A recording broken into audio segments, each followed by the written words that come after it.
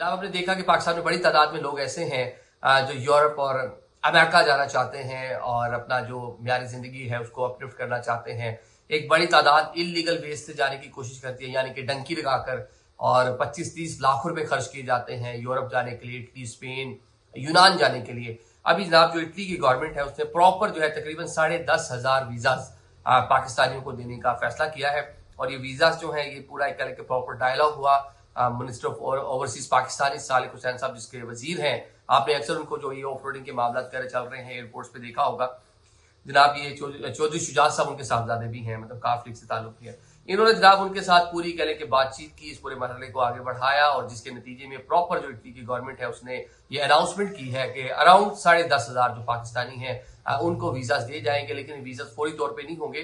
10 के 10,000 मतलब 3 साल के अंदर ये 10,000 वीजा जो कोटा जो है पाकिस्तान के लिए मुख्तस किया गया। मतलब हर साल अगर हम देख लें तो अराउंड 3500 पाकिस्तानियों को इटली की जो गवर्नमेंट है वो प्रॉपर वेलकम करेगी, प्रॉपर वीजा होगा, प्रॉपर तरीके से लीगल वे से आप वहां पर रह सकेंगे, अपना काम काज जो है वो कर सकेंगे।